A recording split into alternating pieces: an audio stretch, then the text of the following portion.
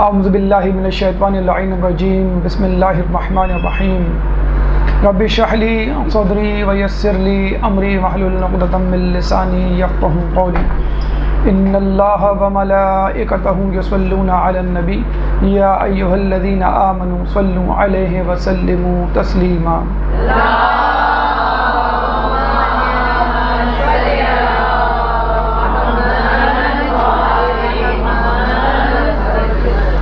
ماہ رمضان المبارک اپنے آپ کو گناہوں سے پاک کرنے کا بہترین مہینہ اور اس کے ساتھ ساتھ اپنے نفس کو کمال کی منزل پر لے جانے کا بہترین راستہ، لیکن یہ دونوں اہداف اس وقت تک پورے نہیں ہو سکتے جب تک ایک انسان ماہ رمضان المبارک کی معرفت حاصل نہ کر لے۔ اور خطبہ شعبانیہ اس سلسلے میں ہماری بہترین رہنمائی کرتا ہوا نظر آتا ہے۔ کون سا خطبہ؟ وہ خطبہ جو رسول اکرم صلی اللہ علیہ وآلہ وسلم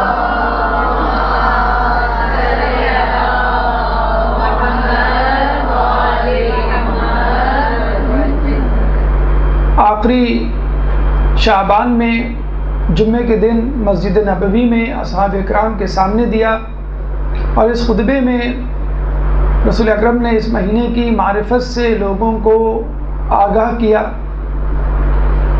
اس خطبے کا چند دن پہلے ماہ رمضان المبارک سے دینا اس بات کی غمازی کرتا ہے کہ ایک مومن کو کسی بھی کام کی تیاری اس کے وقت سے پہلے کر دینی چاہیے، اور یہ ہمارا المیہ ہے۔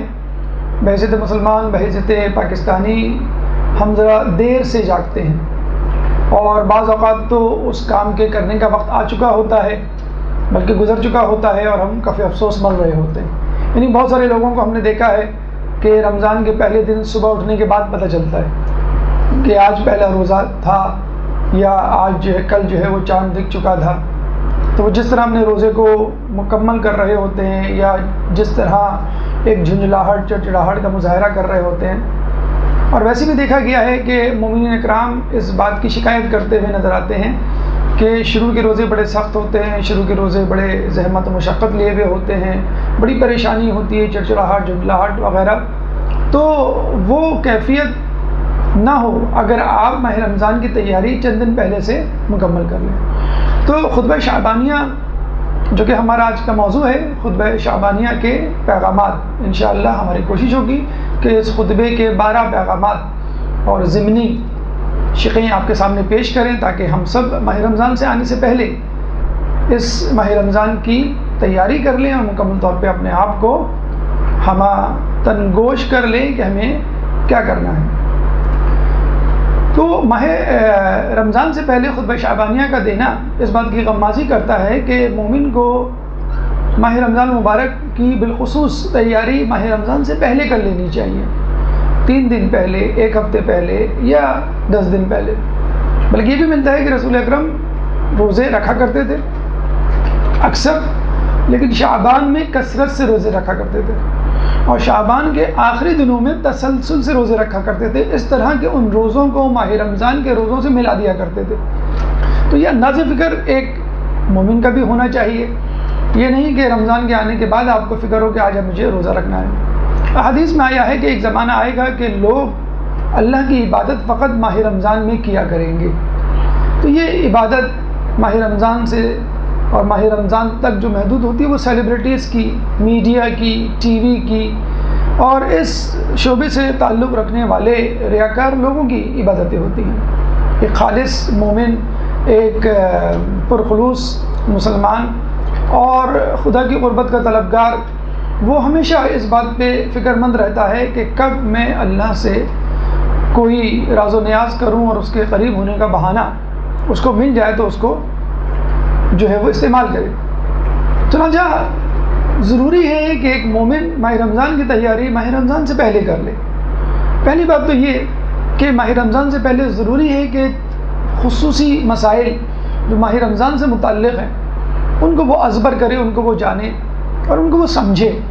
مثلا چاند کا مسئلہ ایک بہت بڑا مسئلہ ہے، اور لوگ جو ہے وہ کم علمی میں، جہالت میں بہت کچھ علماء مجتہدین تک کو کہہ جاتے ہیں۔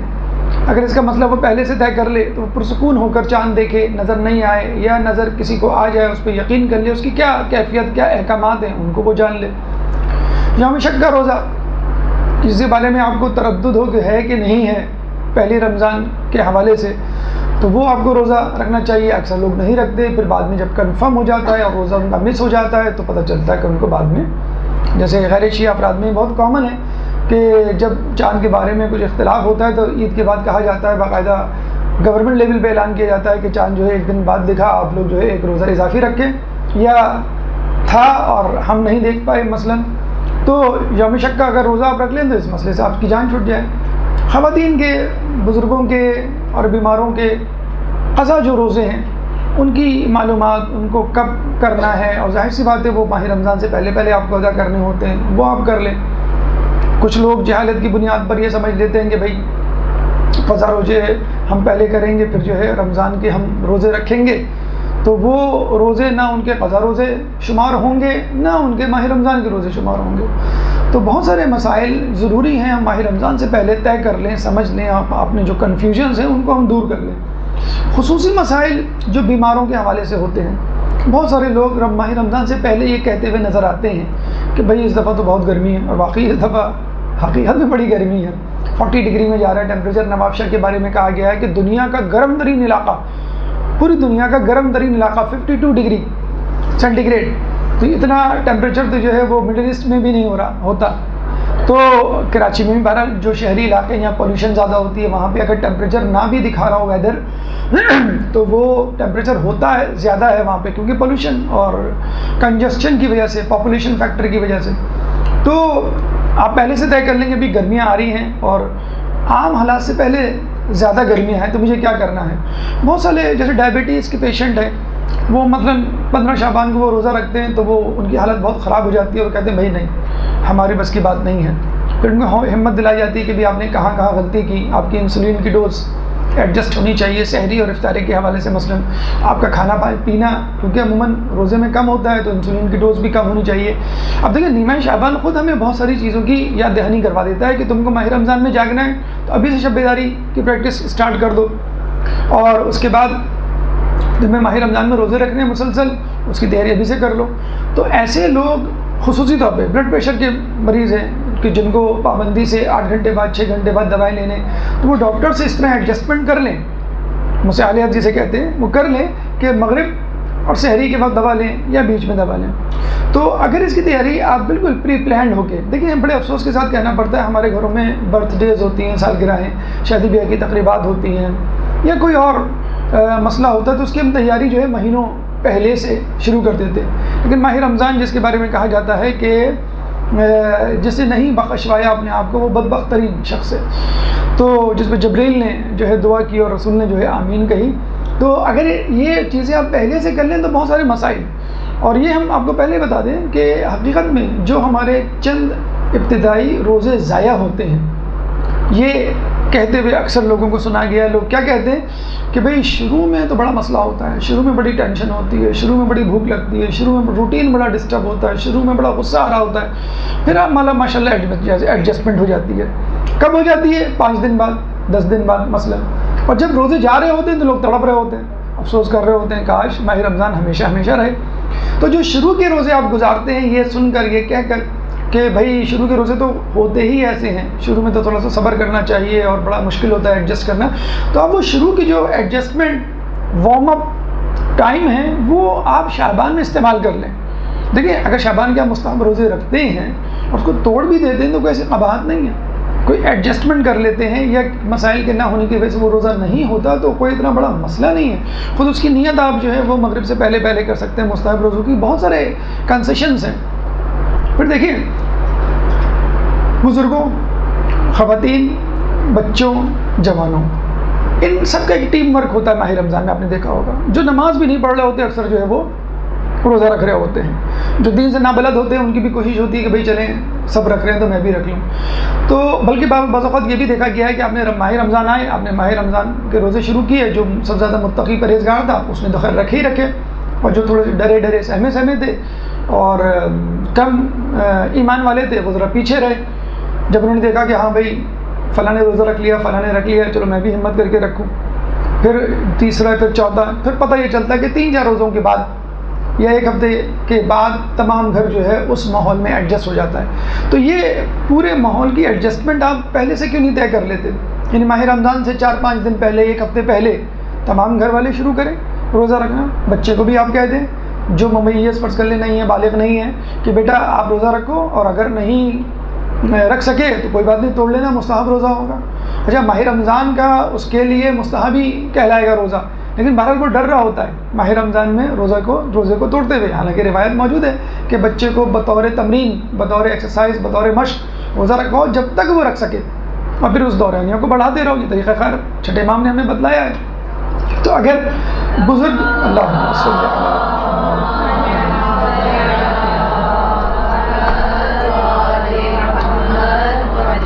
اگر آپ ماہ رمضان میں کم از کم 1 ہفتے پہلے سے یہ ایک ماحول بنانا شروع کر دیں، پھر آپ کے پیچھے ایک بزرگ، ایک خاتون، ایک بچہ، ایک نوجوان، ایک شخص، فرد آپ کے ساتھ شامل ہو جائے گا، پھر تیسرا، پھر چوتھا۔ کوشش کریں کہ ماہ رمضان سے کم از کم 3 دن پہلے ضرور روزے شروع کر دیں، جس میں ایک تو یوم شک کا ہی روزہ آ جائے گا اور 2 آپ کے اصل آ جائیں گے۔ تو رسول کی سنت بھی یہی تھی کہ پہلے سے وہ روزے شروع کر دیا کرتے تھے۔ اور دیکھیں میں آپ کو بتاؤں، اگر کسی شخص کے آنے کی آپ کو امید ہو اور وہ شخص آپ کو اچھا لگتا ہو، جس کا انتظار آپ کر رہی ہوں اور متمنی ہوں، تو آپ پہلی بیل پر دروازہ کھول دیں گے۔ جیسے ہی اندر داخل ہوگا وہ آپ کو منتظر پائے گا تو وہ کتنا خوش ہوگا کہ بھئی صاحب خانہ میرے آنے کے منتظر ہیں۔ لیکن ایک شخص آیا ہے، ڈرائنگ روم میں بیٹھا ہوئے ہیں، اور آپ جو ہے وہ اپنا کام ختم کر رہے ہیں، ٹی وی دیکھ رہے ہیں، کچھ کھانا پکا رہے ہیں، اور پھر آپ آتے ہیں تو وہ سمجھ جائے گا کہ میرا آنا ان کو جو ہے ناگوار گزرا۔ تو رمضان کے ساتھ بھی ہم یہی کر رہے ہوتے ہیں۔ جب رمضان سر پہ آ جاتا ہے، اچھا آج پہلا روزہ ہے، اچھا میں جو جلدی سو گیا تھا، ویسے آپ روزانہ لیٹ سوتے ہیں لیکن چاند دکھنے والے دن جو ہے وہ آپ جلدی، ہمارے یہاں تو ماشاءاللہ چاند بھی جو ہے بڑی دیر بعد دکھایا جاتا ہے۔ تو یہ ایڈجسٹمنٹ، یہ ماحول، یہ روٹین اگر آپ پہلے سے بنا لیں، گھر کا ماحول، خصوصی مسائل، خصوصی طور پہ وہ لوگ جو بیمار ہیں، اور بیماروں میں آدھے سے زیادہ لوگ یہ سمجھ لیجئے خوف کی وجہ سے روزہ نہیں رکھ رہے ہوتے، پلاننگ میں کمی کی وجہ سے روزہ نہیں رکھ رہے ہوتے ہیں۔ ایک سستی کائلی ہوتی ہے ڈاکٹر کے پاس جانے کی، کہ ڈاکٹر کے پاس جانا ہے، جائیں نہیں جائیں، چلو خود سے رکھ لیتے ہیں، دیکھ لیں گے پھر۔ اور روزہ چھڑوانے والے 1000 مل جائیں گے آپ کو، آپ جیسے منہ سے نکالتے ہیں فوراً کہیں گے نہیں بھائی روزہ نہیں رکھنا بڑا مشکل کام ہے۔ حالانکہ اگر آپ روزہ رکھیں، چاہے آرام دہ حالت میں رکھیں، میں ان لوگوں کی بات کر رہا ہوں جو ذرا مشقت برداشت نہیں کر سکتے، مثلا چلیں آپ رات کو دیر سے سو جائیں، دن میں دیر تک سوتے رہیں، اے سی میں بیٹھے رہیں، پنکھے میں بیٹھے رہیں، کام کاج کم کر دیں، کوئی ایسا مذائقہ نہیں ہے، لیکن کم از کم روزے کی حالت میں ماہ رمضان تو گزاریں۔ ٹھیک ہے، ماہ رمضان آ کے گزر جائے گا اور آپ کا جو ہے کچھ نہ کچھ اللہ تعالیٰ ثواب کا بندوبست کر بھی دے گا، لیکن روزے کی حالت میں ماہ رمضان کو گزارنا اس کی جو ہے بات ہی کچھ اور ہے۔ شعبانیہ کا خطبہ شعبانیہ ہمیں یہ پہلا جو درس دیتا ہے وہ یہ دیتا ہے کہ آپ ہر کام کی ابتدا اس کی منصوبہ بندی سے کریں۔ جیسے کہتے ہیں نا کہ if you fail to plan you are planning to fail۔ اگر آپ منصوبہ بندی کرنے میں ناکام رہتے ہیں تو بس آپ سمجھ لیجئے آپ اس بات کی منصوبہ بندی کر رہے ہیں کہ آپ ناکام ہوں۔ تو پہلے سے ہر چیز کی ایک شارٹ لسٹ ہوتی ہے، دیکھیں بیسن، چاول، فروٹ، شربت، کھجوریں، بہت سارے کام ہیں جو آپ کو پہلے سے سمیٹ کے رکھ لینے چاہیے۔ آپ رمضان کے 1-2 دن بعد آپ جاتے ہیں ان کو لینے اور پھر کنفیوز ہو رہے ہوتے ہیں۔ بچے کوئی خاص چیزیں پسند کر رہے ہوتے ہیں، کچھ بڑوں کو افطار کے وقت کھانا کھانے کی عادت ہوتی ہے، کچھ لوگوں کو فوراً چائے چاہیے ہوتی ہے۔ تو اگر یہ ساری چیزیں آپ 3-4 دن پہلے، ایک چیز ہے پریکٹس میچ، جو اللہ تعالیٰ تو کہتا ہے کہ بھائی تم پہلے 2 مہینے پریکٹس میچ کھیلو اور پھر فائنل میچ کھیلو۔ یعنی رجب میں بھی کتنی تاکید ہے روزوں کی، کتنے اچھے ایام، کتنی ولادتوں کے دن آتے ہیں۔ پھر ماہ شعبان میں بھی ایسا، اچھا اتفاق کی بات ہے ماہ رجب میں بھی روزے ہیں، اور ماہ رجب میں جو ہے 27ویں شب جو ہے وہ بھی جاگنے کی رات، فضیلت والی رات۔ تو دونوں چیزوں کی پریکٹس کروا دی، شب بیداری کی بھی اور دن میں بھوک پیاس کی بھی۔ پھر ماہ شعبان میں 15 شعبان کا روزہ بھی ہے، اور وہ نیمہ شعبان کی جو رات ہے وہ آپ کو جاگنے کی فضیلت والی رات ہے۔ تو ماہ شعبان میں بھی اس کی جو ہے آپ کو پریکٹس کروا دی۔ تو اللہ تعالیٰ مینٹلی آپ کو پریپیئر کر رہا ہے ذہنی طور پہ کہ رمضان کے آنے سے پہلے تم اپنے آپ کو تیار کر لو۔ لیکن چلیں کم از کم اب تک ہم سے کچھ نہیں ہو سکا، اچھا آپ اتفاق سے دیکھیے بھی کہ تمام تاریخیں جو ہیں ماہ رجب میں دھڑا دھڑ ان کی بھرمار ہوتی ہے، پھر ماہ شعبان میں، پھر 15 شعبان کے بعد کوئی تاریخ نہیں آ رہی ہوتی ہے. تو بس اب یہ ہے کہ اب آپ جٹ جائیں، آپ جو ہیں منہمک ہو جائیں، آپ جو ہیں مصروف ہو جائیں ماہ رمضان کی تیاری میں. چاہے وہ مادی تیاری ہو، اس میں کوئی قباحت نہیں کہ آپ کو کچھ چیزیں اپنے کچن کے لیے، اپنے گھر کے لیے خریدنی ہیں.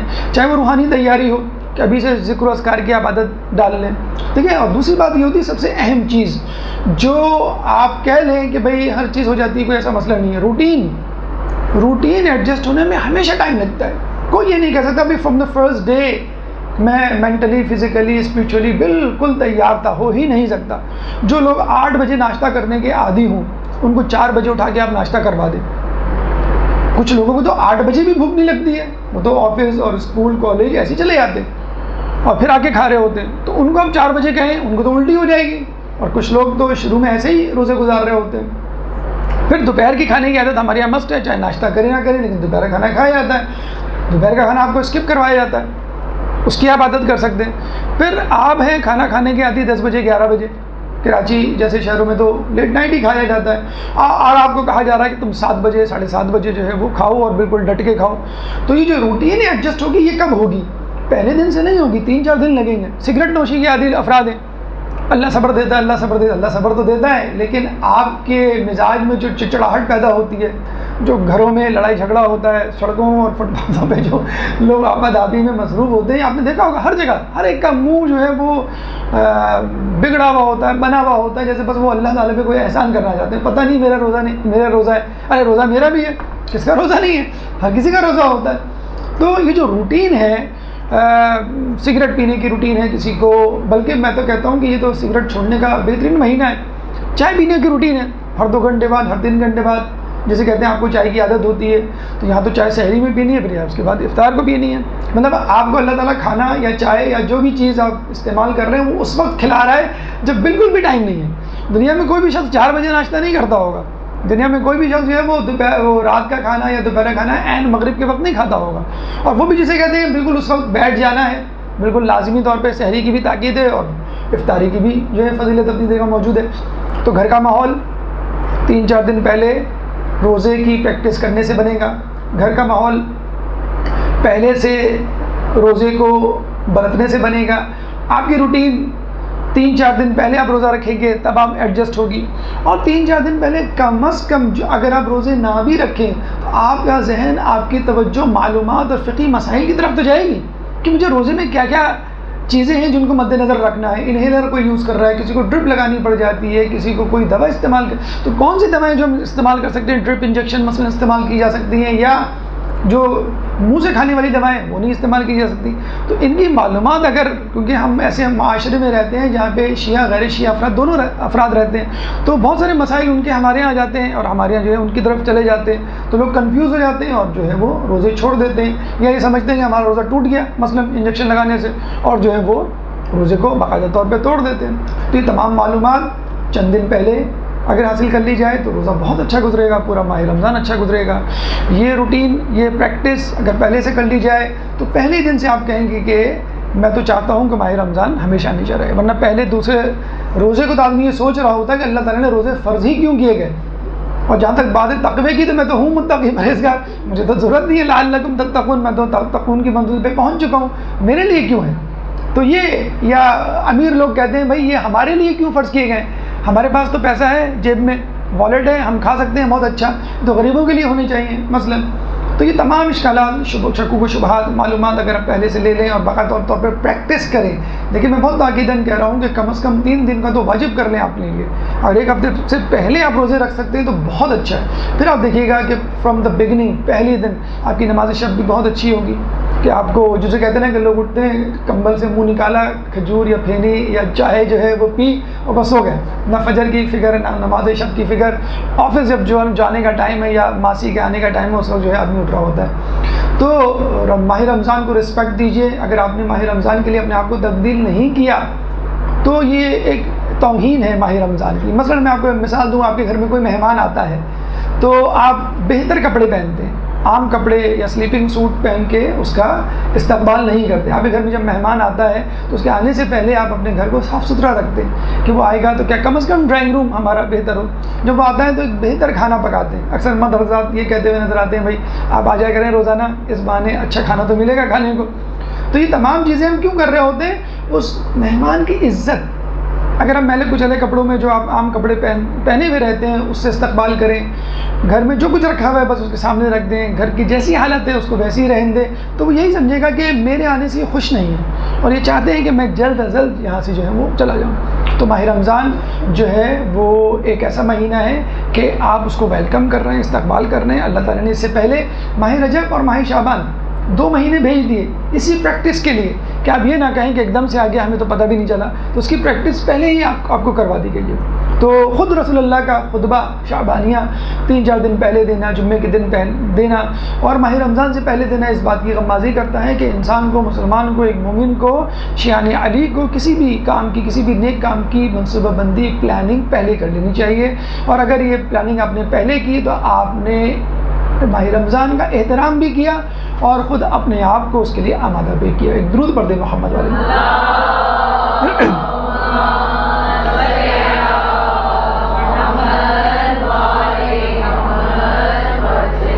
خطبہ شعبانیہ کے جو پیغامات ہیں وہ 12 پیغامات انشاءاللہ ہم آپ کے سامنے رکھنے جا رہے ہیں. شروع کے 2 پیغامات ماہ رمضان کی فضیلت کے حوالے سے ہیں. اس کے بعد جو پیغامات ہیں تقریباً 9 پیغامات وہ ماہ رمضان کے اعمال اور احکام کے حوالے سے ہیں کہ ماہ رمضان میں آپ کو کرنا کیا ہے. آخر کے 3 پیغامات مولا علی کی فضیلت اور ان کی شہادت اور ان کے مقام و مرتبہ کے حوالے سے ہیں. تو پہلے مرحلے کی طرف ہم چلتے ہیں. ماہ رمضان کی فضیلت یا فضائل ماہ رمضان, یہ پہلا مرحلہ یا خطبہ شعبانیہ کا ابتدائی حصہ ماہ رمضان کی فضیلت کے اعتبار سے.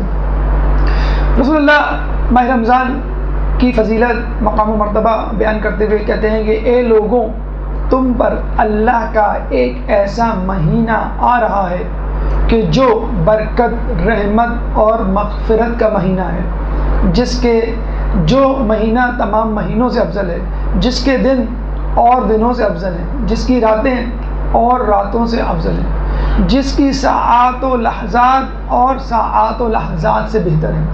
دیکھیں ہم بڑے فخر سے کہتے ہیں کہ ہم بڑے جدید دور کے لوگ ہیں, ہمیں ہر چیز کو برتنا آتا ہے, ایک ماڈرن اور ایک بہتر طریقے سے کرنا آتا ہے. ماس میڈیا کے حوالے سے پوری ایک کمیونیکیشن لائن, ایک فیلڈ وجود میں آ گئی ہے. اس میں ماسٹرز ہو رہا ہے, بتایا جاتا ہے کہ بھئی آپ جو ہے وہ ڈرامے کیسے کریں, فلمیں کیسے کریں, ایڈورٹیزمنٹ کیسے کریں, ڈاکیومنٹریز کیسے کریں, ٹاک شوز کیسے کریں, نیوز پریزنٹیشن کیسے کریں. کہ جو آپ کو نیوز دینی ہوتی ہے پہلے ہیڈ لائن دینی ہوتی ہے, پھر اس کی ڈیٹیل بتانی ہوتی ہے. تو یہ ماس میڈیا کمیونیکیشن کا طریقہ رسول اللہ سے سیکھیے کہ رسول اللہ جب ماہ رمضان کو بتلا رہے ہیں تو پہلے ایک بریکنگ نیوز, پہلے ایک ہیڈ لائن نیوز دے رہے ہیں, پھر اس کی ڈیٹیل بتا رہے ہیں. اللہ کا رسول کیا بتلا رہا ہے کہ تم لوگوں پر اللہ کا مہینہ آنے والا ہے.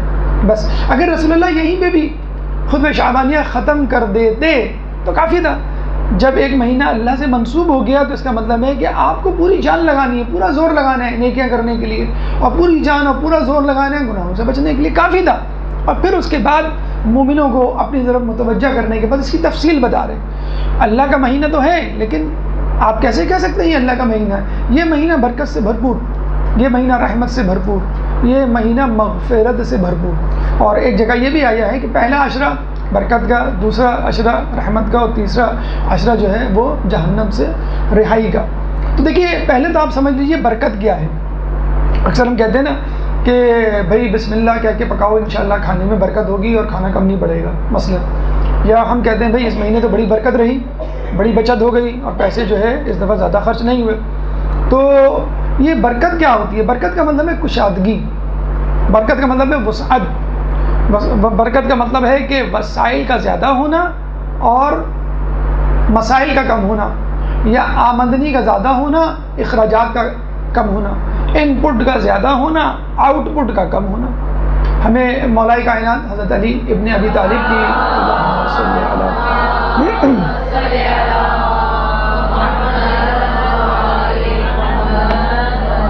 آپ کو معلوم ہے جب مولا علی کے ولیمے کا وقت آیا تو رسول اللہ نے کہا کہ جاؤ مسجد نبوی میں جا کر اپنے ولیمے کا اعلان کر دو.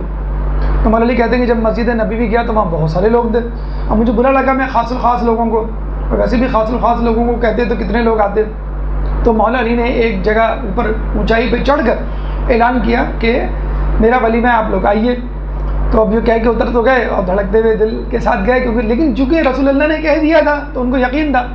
اور تو آپ کو معلوم بھی ہوگا کہ دیگ پہ یا دیگچی پہ یا برتن پہ کھانے کی کون بیٹھا تھا؟ رسول اللہ. جسے کہتے ہیں نا دیگ کاٹنا, دیگچی کاٹنا, کھانا نکالنا بھی ایک فن ہوتا ہے. تو رسول اللہ نے کہا کہ تم فکر نہ کرو, میں کھانا نکالتا جاؤں گا, تم لوگوں کو دیتے جانا.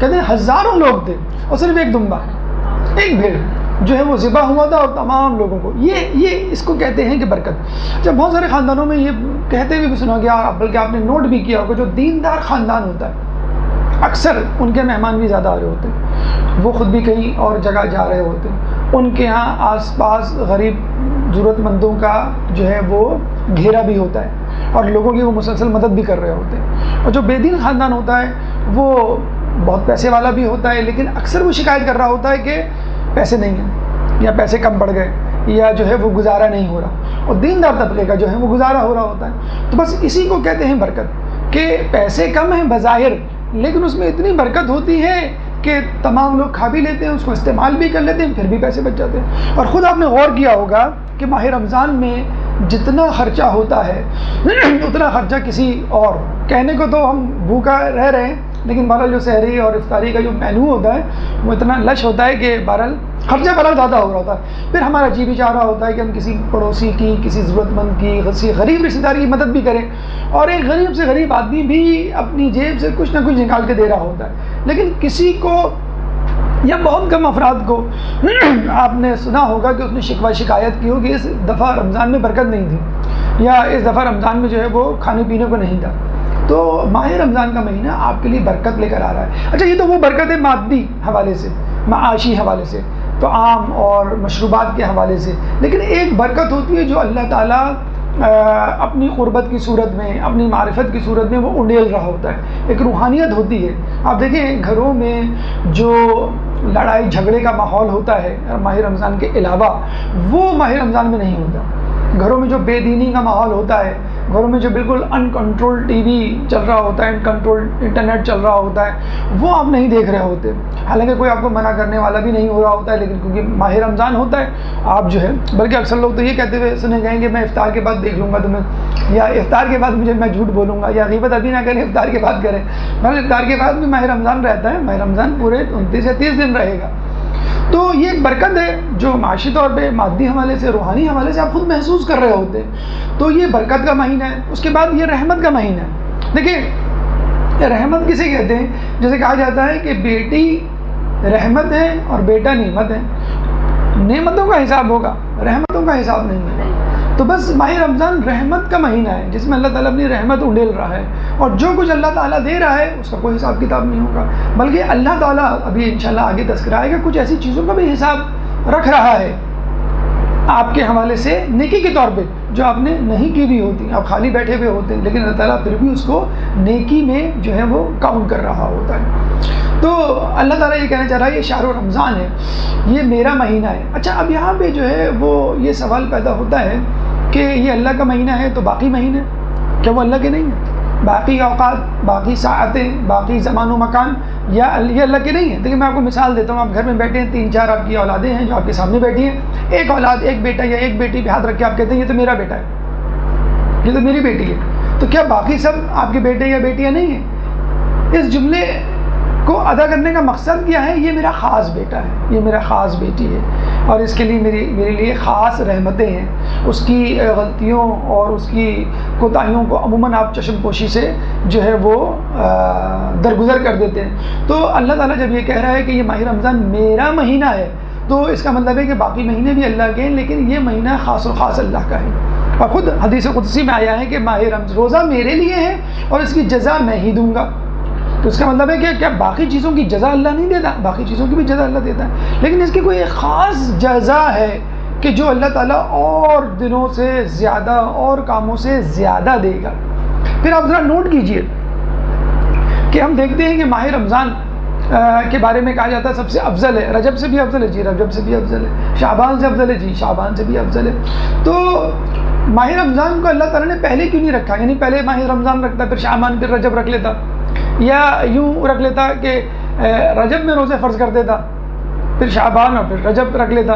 تو گویا خدا تعالیٰ یہ بتانا چاہ رہا ہے کہ خدا کے مہینے میں داخل ہونے سے پہلے رسول کے مہینے میں داخل ہو یعنی شعبان، اور شعبان میں داخل ہونے سے پہلے اہل بیت کے مہینے یعنی رجب کے مہینے میں داخل ہو. یعنی خدا تک پہنچنے کا راستہ اہل بیت اور رسول کے وسیلے سے ملے گا.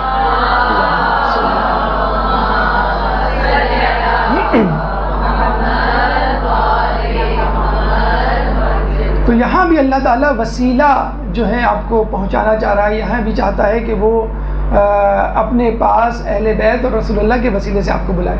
پھر ہم دیکھتے ہیں کہ جو تیسرا اور آخری اشرا ہوتا ہے خصوصاً کہا گیا ہے مغفرت یا جہنم سے رہائی کا مہینہ. دیکھیں جنت میں جانا کمال نہیں ہے، یکسر کمال نہیں ہے. کیوں؟ کہ جن کے عقائد ٹھیک ہوں گے وہ کبھی نہ کبھی تو جنت میں جائیں گے. اپنی کوتاہیوں، لغزشوں، گناہوں کی وجہ سے کچھ عرصے جہنم میں رکھ کے. کمال یہ ہے کہ آپ ڈائریکٹ جنت میں جائیں. جہنم میں گئے بغیر جب کہتے ہیں نا کہ ہمیں اللہ اکثر دعاؤں میں ہم کہتے ہیں کہ جنت میں داخل کر اور جہنم سے رہائی دے، تو جب کچھ لوگ یہ بھی سوال پوچھتے ہیں جب جنت میں داخل کر تو اس کا مطلب ہے کہ جہنم سے خلاصی. جی نہیں، بہت سارے جنتی جہنم سے ہو کر آئیں گے. کچھ فلائٹیں ہوتی ہیں نا ڈائریکٹ فلائٹ ہوتی ہے، کچھ اسٹاپ اوور کی ہوتی ہے. اسٹاپ اوور کی جو فلائٹ ہوتی ہے وہ 2-3 گھنٹے وہ آپ کو اذیت محسوس ہو رہی ہوتی ہے. تو جو اسٹاپ اوور کی فلائٹ ہے یا جہنم کا اسٹاپ اوور ہے وہ بڑا ہی گرا ہے. اس کو 1-2 سال کا نہ سمجھ لیے، وہ ہزاروں سال، بعض اوقات لاکھوں سال اور بعض اوقات کروڑوں سال کا ہوگا. بلکہ ہمارے 5ویں امام محمد باقر علیہ السلام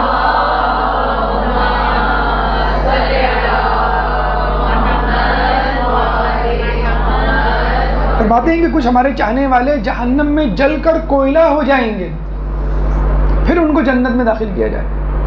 پھر جو ہے وہاں پہ ان کو غسل توبہ دیا جائے گا، پھر جو ہے وہ وہاں کو پاکیزہ ہوں گے.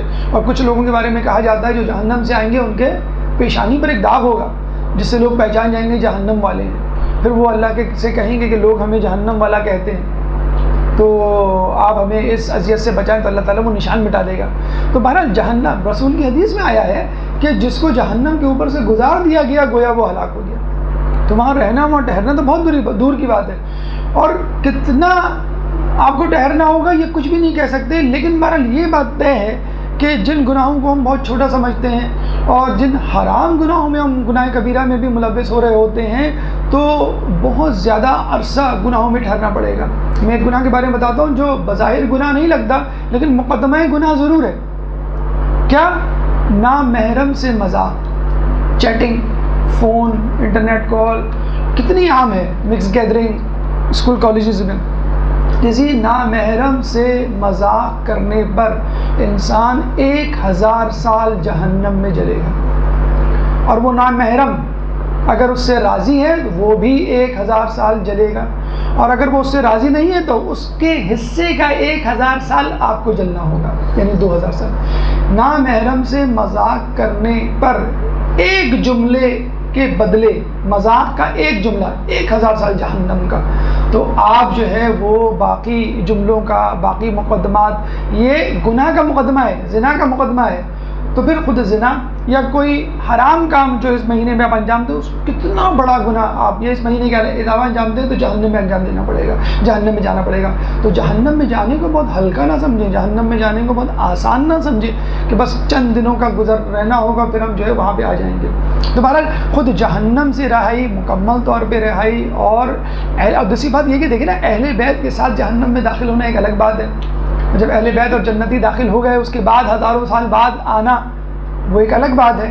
جب آپ جائیں گے تو آپ کو ویلکم کیا جائے گا، اور جو بعد میں جا رہا ہوگا اس کو جسے کہتے ہیں کہ وہ اوقات، یہ وقت، وہ منزلت، وہ درجہ، وہ اسٹیٹس اس کو نہیں ملے گا. تو یہ مہینہ جہنم سے آزادی کا بھی ہے. کوشش کریں اس مہینے میں جہنم سے بھی اپنے آپ کو آزاد کر لیں. بہرحال یہ مہینہ اللہ کا مہینہ ہے، یہ مہینہ تمام مہینوں سے افضل ہے.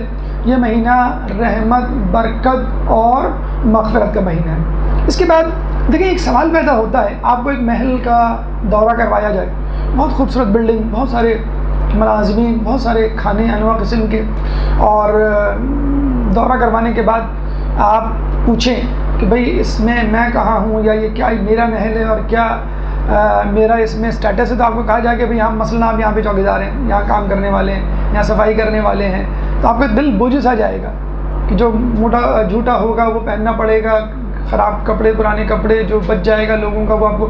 لیکن ایک آپ کو کہا جائے کہ نہیں آپ یہاں پہ چیف گیسٹ ہیں، آپ یہاں پہ مہمان خصوصی ہیں. اچھا ذرا غور کریں کہ مہمان خصوصی کا اسٹیٹس خود صاحب خانہ سے زیادہ ہوتا ہے. آپ نے دیکھا ہوگا کہ جب آپ آتے ہیں تو صاحب خانہ آپ کو بہتر جگہ پہ بٹھاتے ہیں، بھئی آپ یہاں بیٹھے، یہاں اے سی کی ہوا آ رہی ہے، خود نہیں بیٹھے گا وہ، یہاں پنکھے کی ہوا آ رہی ہے. یا جسے کہتے ہیں اگر کوئی ڈش دینی ہوگی تو بہتر ڈش آپ کے سامنے پیش کرے گا، خود دال یا سبزی پہ یا کسی اور چیز پہ گزارا کر لے گا، یا آپ کو زیادہ کھلائے گا، خود جو ہے وہ کم کھائے گا. تو صاحب خانہ سے زیادہ لطف مہمان اٹھا رہا ہوتا ہے. تو جنت اللہ کی ہے، لطف ہم اٹھا رہے ہوں گے. اور یہ جتنے بھی جو اللہ تعالیٰ ہم کو کمالات یا کرامات سے نوازے گا وہ ہمارے لیے. تو رسول فرماتے ہیں کہ اس مہینے میں تم لوگوں کو دعوت دی گئی ہے، اس مہینے میں تم لوگ کرامت خدا کے مہمان ہو، اس مہینے میں تمہاری سانسیں تسبیح اور تمہارا سونا عبادت، تمہارے اعمال مقبول اور تمہاری دعائیں مستجاب.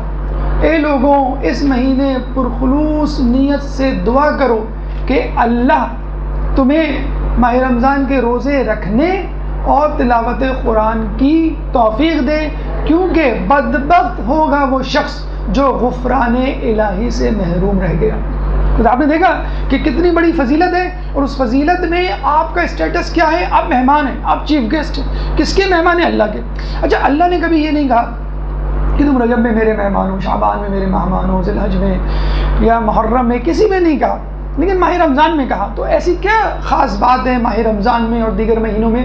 جو ڈفرینس ہے، جو فرق ہے، وہ بھوک کا ہے.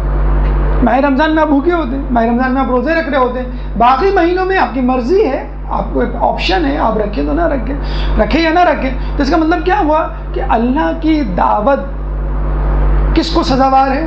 اللہ کا مہمان کون ہوتا ہے؟ پیٹ بھرا نہیں ہوتا. حدیث ہے باقاعدہ، جو زیادہ سوتا ہے، جو زیادہ کھاتا ہے، وہ اللہ کا دشمن ہوتا ہے. جو کم سوئے گا، جو کم کھائے گا، وہ اللہ کا دوست ہوگا، اور جو روزے رکھے گا وہ اللہ کا مہمان ہوگا. تو اللہ تعالیٰ کس کو مہمان بناتا ہے؟ بھوکے کو. میں سے ایک واقعہ سناتا چلوں، آپ نے شاید پہلے بھی سنا ہو کہ دو دوست ایک محلے میں جاتے ہیں اور وہاں پہ ان کا کوئی جاننے والا نہیں ہوتا، مسجد میں جا کے بیٹھ جاتے ہیں اور یہ دعا کر کے سوتے ہیں کہ اللہ ہمیں جو ہے ایک بہتر میزبان میسر کر دے، اور یہ کہہ کے سو جاتے ہیں. تو ایک شخص کو جو بہت زیادہ بظاہر دیندار نہیں تھا، مادیت پرستی کی طرف رجحان رکھتا تھا، تو اس کے پاس ایک شخص آیا اسی محلے اسی آبادی کا، اور اس کو اٹھا کے لے گیا مہمان، بطور مہمان. متمول شخص تھا، خوب اس کی ماشاءاللہ مہمان نوازی کی. دوسرا شخص وہیں سوتا رہ گیا، اس کو کوئی اٹھانے نہیں آیا. صبح اٹھا تھا بھوکا پیاسا. تو وہ دوسرے دن آتا ہے، دوسرا شخص جو جا چکا ہوتا ہے، کسی کا مہمان ہوتا ہے، وہ کہتا ہے بھائی میری تو بڑی زبردست مہمان نوازی ہوئی، فلاں آدمی آیا تھا، بڑا متمول صاحب حیثیت، اس نے جو ہے مجھے بہترین بستر دیا، بہترین کھانا دیا، بہترین مشروبات، بہترین تحائف اور بہترین مہمان نوازی کی میری. تو وہ جو مہمان نوازی سے لطف اندوز ہو کے آ چکا ہوتا ہے، وہ اس سے پوچھتا ہے، جو مسجد میں بیچارہ بیٹھا رہتا ہے رات بھر اور کوئی بھی اس کو لینے نہیں آتا، اس سے پوچھتے ہیں کہ تم کو کس نے مہمان بنایا؟ کہنے لگا پتہ نہیں، میں جب سو رہا تھا تو میں نے خواب دیکھا کہ ہاتف غیبی سے مہمان آواز آئی کہ آج تم ہمارے مہمان ہو اور تم بھوک کی حالت میں ہمارے مہمان رہو گے. تو اللہ تعالیٰ اس کو مہمان بناتا ہے جو بھوکا ہوتا ہے. میں مثال دوں کہ ہم اگر صدر بھی جائیں تو ایک آدھ کولڈ ڈرنک، چائے، سموسے، قلفی یا کچھ نہ کچھ کھا کے یا لے کے آ رہے ہوتے ہیں. مطلب وہاں جاتے جاتے، بلکہ زیارت میں بھی لوگ جا رہے ہوتے ہیں، پوچھ رہے ہوتے ہیں کون سی فلائٹ ہے بھائی، کون سی آپ جو ہے کون سی ایئر لائن سے جا رہے ہیں، فلاں اس ایئر لائن سے مت جائیے گا. کیوں؟ اس کا کھانا اچھا نہیں ہوتا. ہم اپنی ڈیسٹنی یا مقام پر پہنچنے سے پہلے ہی کھانے کی فکر میں ہوتے ہیں. آنے کے بعد وہاں رہنے کا ایک الگ کمپلین لسٹ ہوتی ہے جو کارواں کے لیے ہم تیار کر کے رکھتے ہیں. ہم ایروپلین میں بار بار مڑ کے ایئر ہوسٹس کو گھور رہے ہوتے ہیں، تک رہے ہوتے ہیں، لوگ دوسرے مطلب لے رہے ہوتے ہیں، ہم جو ہے وہ کھانے کی طلب میں ہوتے ہیں، یہ کب ہمیں آ کے آفر کریں، کب جو ہے وہ ہمیں. تو یہ کیا ہے؟ یہ انسان مادیت پرست یا ہوائی نفس کا جو شکار ہے اس کا. رسول شب معراج پہ گئے تھے. کہاں گئے؟ کہاں سے گئے تھے؟ مکے سے. کہاں گئے تھے؟ بیت المقدس. بیت المقدس سے کہاں گئے؟ آسمان، پھر 7ویں آسمان، پھر سدرۃ المنتہا، پھر عالم ملکوت، اور پھر مقام محمود، پھر جنت، پھر جہنم، پھر اس کے بعد دوبارہ یہی سیکوینس واپس آئے. رسول نے کیا کھایا دعوت میں مجھے بتائیے؟ اللہ نے کیا مرغن کھانے جنت کے ہونے چاہیے نا. اللہ بادشاہوں کا بادشاہ ہے، اور اللہ تعالیٰ کی جنت میں جتنے لذیذ کھانے ہیں اتنے لذیذ کھانے کہیں نہیں ہیں. یہ بھی ہم بتاتے ہیں کہ جنت میں جو ڈش پیش کی جائے گی کھانے کی، ہر لقمے پہ ایک نیا ٹیسٹ ہوگا. چاہے وہ ایک ہی ڈش کھا رہے ہوں، یعنی کہ 60 ڈشز کا ایک ہی ڈش ہوگی، قورمہ ہے، بریانی ہے، پیزا ہے، گوشت، جو بھی ہے، جو بھی آپ کھا رہے ہیں، ہر لقمے پہ ایک نیا ٹیسٹ ہوگا. تو مجھے بتائیے سب سے بہترین مہمان جو ڈیزرو کرتا ہے اللہ کی مہمانی کے لیے کون ہے؟ رسول اللہ. ٹھیک ہے، اور سب سے زیادہ کھانا یا سب سے زیادہ مہمان نوازی کون کر سکتا ہے؟ خدا مند قدوس خالق کائنات.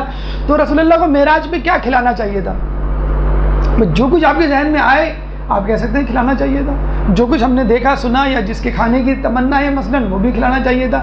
لیکن پورے معراج کے سفر میں اللہ تعالیٰ نے رسول اللہ کو ایک سیب کھلایا، وہ بھی کہ شکم مادر میں جناب زہرا کا نور. اللہم صلی علی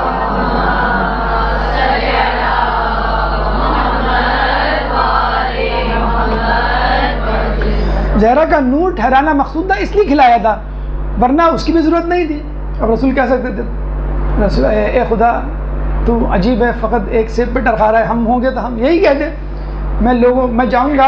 اکثر آپ نے دیکھا کہ مہمانوں کے پاس جاتے ہیں، اپنے کسی رشتہ داروں کے پاس جاتے ہیں تو واپس آ کے گھر والے سب سے پہلے پوچھتے ہیں کیا کھلایا چچی نے، خالہ نے کیا کھلایا تم کو؟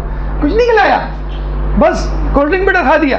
تو کتنا زیادہ نوٹ کر رہے ہوتے ہیں اور ہم دیکھ رہے ہوتے ہیں ہمارے سامنے کیا کیا چیزیں رکھی گئی ہیں. عربوں میں تو مہمان نوازی کا بہت زیادہ رجحان ہے، ان کے یہاں تو یہ اصول ہے کہ وہ گھر میں جو بھی چیز موجود ہوتی ہے وہ سامنے لا کے رکھ دیتے ہیں. اب آپ کی مرضی، آپ جو بھی چن کے کھائیں. تو یہ بھی نوٹ کیا جا رہا ہوتا ہے کہ ہمیں ہمارے لیے ٹیبل پہ کیا چیزیں رکھی گئی. لیکن اللہ تعالیٰ کا جو مہمان ہوتا ہے وہ بھوکا ہوتا ہے. اب آپ کو پسند آئے یا نہ آئے، اللہ تعالیٰ کا جو مہمان ہوتا ہے وہ بھوکا ہوتا ہے. رسول اللہ اس کی بہترین مثال ہے. دوسری بات یہ، خود ماہ رمضان میں اللہ تعالیٰ مہمان بنا رہا ہے، اور مہینوں میں مہمان نہیں بنا رہا. کیوں نہیں بنا رہا؟ اس مہینے آپ کھا بھی رہے ہوتے ہیں، اور ٹھیک ہے آپ کی مرضی ہوتی ہے، لیکن اللہ تعالیٰ ماہ رمضان میں کمپلسری کر رہا ہوتا ہے کہ نہیں تم کو بھوکا رہنا ہے. بھوکے رہو گے تو میری طرف متوجہ ہوگی. دیکھیں فطری سی بات ہے، آپ نے خود بھی غور کیا ہوگا. بلکہ ابھی کسی بھی دن روزہ رکھیں، ماہ رمضان میں روزہ رکھیں، افطار سے پہلے افطار کے بعد آپ اپنی طبیعت کو دیکھ لیں. افطار سے پہلے تسبیح اور افطار کے بعد ریموٹ کنٹرول. یہی فرق ہوتا ہے نا. کتنی جلدی انسان جو ہے 180 ڈگری پہ آ جاتا ہے، حتیٰ کہ نشست و برخاست کا انداز بدل جاتا ہے. کیسے دو زانوں اور سر جھکا کے بیٹھے ہوئے ہوتے ہیں.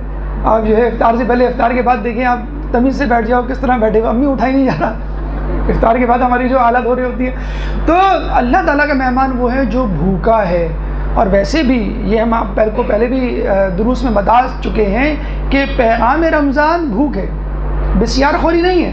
جو ہم افطار کے وقت، سحری کے وقت اور رات بھر جو 8 گھنٹے 10 گھنٹے ہم گزار رہے ہوتے ہیں، مسلسل ہم کھا رہے ہوتے ہیں، ہر گھنٹے کچھ نہ کچھ کھا رہے ہوتے ہیں. عرب میں تو یہ طریقہ ہے کہ ایک کمرہ کھانے کے لیے مخصوص کر دیا جاتا ہے، اور وہاں صرف کھانے پینے کی چیزیں ہوتی ہیں. جس کو بھی کچھ کھانا ہو رات کے کسی بھی حصے میں چلا جائے. ہم تو غریب غربا لوگ ہیں، ہم جو ہے ٹیبل پہ دہی بڑے اور چھولے یا چھپا کے فریج میں رکھ دیتے ہیں. میرے چھولے کس نے کھا لیے، میرا شربت کس نے پی لیا. اس پہ جھگڑا ہو رہا ہوتا ہے. چلتے پھرتے فریج کا دروازہ اتنی مرتبہ کھل رہا ہوتا ہے جتنا فیس بک نہیں کھلتا. تو فیس بک سے زیادہ جب ہم فریج کا دروازہ کھول رہے ہوتے ہیں ماہ رمضان میں. تو ماہ رمضان جو ہے بھوک کا میسیج دے رہا ہے، پیغام دے رہا ہے، اور اللہ تعالیٰ اس بھوک کو پسند کرتا ہے. واقعی بھی آپ سن رہے ہیں، خود رسول اللہ کی جو معراج کی دعوت ہے وہ بھی آپ نے دیکھ لی کہ رسول اللہ کو کیا دیا گیا. تو یہ وہ دعوت ہے جو صرف بھوکا رہنا. اچھا، یہ بھوک بھوکوں کے لیے نہیں ہے، یہ ان کو لیے جو روزے دار ہیں. بھوکا اور روزے دار فرق ہوتا ہے. بھوکا وہ جس کو کھانا نہ ملے وہ بھوکا ہے، غریب غربا بھی بھوکے بولتے، لیکن روزے دار وہ ہے جس نے اپنے اختیار سے بھوک کو اختیار کیا ہے. یہ ہے اللہ تعالیٰ کا حقیقی مہمان. اچھا، آپ نے نوٹ کیا ہوگا جیسے بھی میں نے بتایا کہ اگر کوئی شخص جاتا ہے کسی گھر میں تو اس کی ہر چیز کا خیال رکھا جاتا ہے. آپ کو پسینہ آ رہا ہے، خیریت، آپ کو ہوا نہیں لگ رہی، آپ پنکھے کا جو ہے وہ رخ اس کی طرف کر دیتے. آپ کب سے نکلے ہیں گھر سے؟ ارے آپ گھر سے بہت دیر سے نکلے ہیں، آپ جو ہے وہ کچھ کھا بھی لیں، کھانا ہم لگا دیں گے، فی الحال آپ یہ لے لیں. تو آپ ہر چیز کا اس کا خیال کر رہے ہوتے ہیں، جب حتیٰ کہ گفتگو میں بھی احتیاط کر رہے ہوتے ہیں. مہمان جو حقیقی مہمان ہوتا ہے اس کا اختیار کر. اللہ تعالیٰ اپنے مہمان کا اس مہینے میں بہت خیال کر رہا ہوتا ہے. اور اللہ تعالیٰ کیا خیال کرے گا؟ یعنی اللہ تعالیٰ کیا آپ کو آسائش آرام دے سکتا ہے؟ کیونکہ بھوک کہہ کر اس نے بتلا دیا کہ مجھ سے تم کھانے پینے کی توقع مت کرنا، تم بھوکے رہ کے آؤ گے تب میں تمہاری مہمان نوازی کروں گا. دیکھیے اللہ تعالیٰ چاہتا ہے کہ میرا بندہ ماہ رمضان میں روزے کے دوران اس طرح رہے کہ اس کو فائدہ ہی فائدہ ملے، کچھ بھی نہ کرے. ہم جیسے نکھٹو نکمے جو ہیں بس بستر پہ بیٹھے ہوئے، صوفے پہ بیٹھے ہوئے، لیٹے ہوئے جو ہے خلاؤں میں گھر رہے ہوتے ہیں، کیا کر رہے ہیں؟ کچھ نہیں کر رہے ہیں. تو جب آپ کچھ نہیں کر رہے ہوتے ہیں اس پہ بھی اللہ تعالیٰ کہتا ہے کہ تمہاری سانسیں تسبیح، تمہارے سانسیں تسبیح، جس کے لیے سورہ جمعہ آیت نمبر 1 میں اللہ تعالیٰ کیا فرماتا ہے؟ للہ ما فی السماوات یسبح للہ ما فی السماوات و ما فی الارض.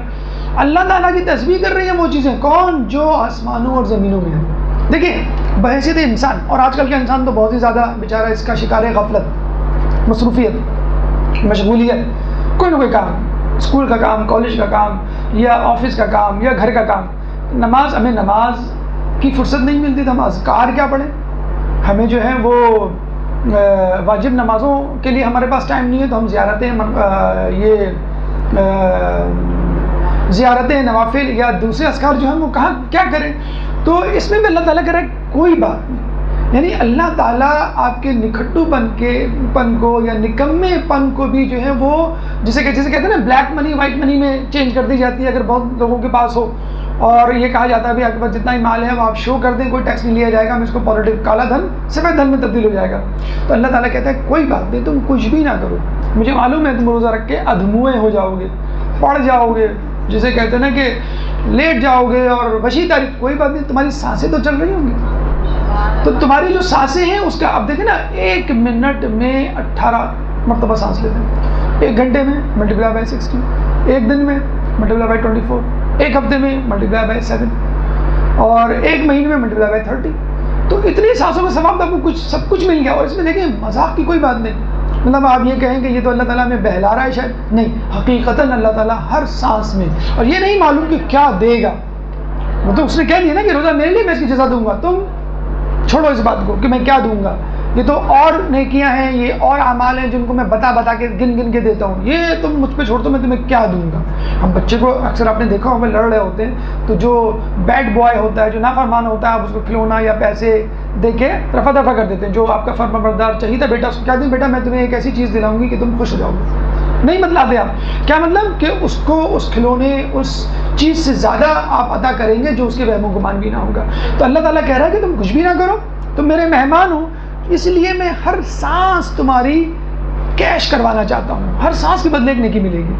اچھا بیداری میں سانس سمجھ میں آتی ہے، بیداری کی حالت میں آپ بھوک ہے، اس بھوک کی زحمت، اس بھوک کی تکلیف آپ کو محسوس ہوتی ہے؟ جی بالکل محسوس ہوتی ہے. جب ہم بے حالت ہیں، اگر آپ سو جائیں، سونے والے کو کس بات کا فائدہ، سونے والے کو کس بات کا ثواب؟ وہ تو غافل ہے، وہ تو سو رہا ہے، وہ تو روزہ گزار رہا ہے. اللہ کیا کہہ رہا ہے؟ اگر سانسیں تسبیح ہیں تو سونا عبادت، فل فلیج عبادت کا اسٹیٹس.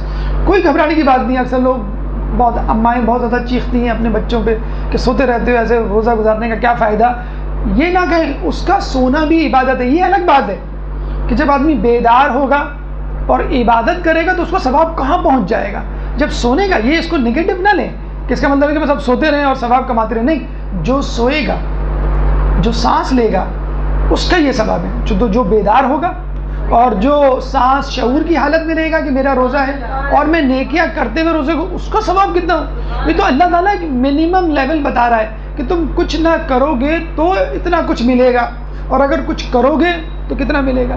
ہم لوگ میں سے کتنے لوگ ہوتے ہیں بیچارے پوری کوشش کر رہے ہوتے ہیں، لیکن کوئی دعوے سے یہ نہیں کہہ سکتا کہ میری جو 2 رکعت میں نے نماز پڑھی ہے فلاں مثلا کہ دنیا پوری زندگی میں فلاں دن فلاں مقام پر یہ قبول ہو گئی ہوگی. کوئی دعویٰ کر سکتا ہے میرا فلاں دن فلاں؟ اللہ تعالیٰ کہتا ہے کہ اس ماہ رمضان میں تمہارے اعمال مقبول کر دوں گا. بس تمہیں تھوڑی سی کوشش کرنی ہے، خلوص کو اپنے ذہن میں رکھنا ہے. تم اس بات کی فکر نہ کرو کیوں کہ تم بھوک کی حالت میں نماز پڑھ رہے ہو. ہم بھوک کی حالت میں، زحمت و مشقت کی حالت میں پڑھ رہے ہوتے ہیں نماز.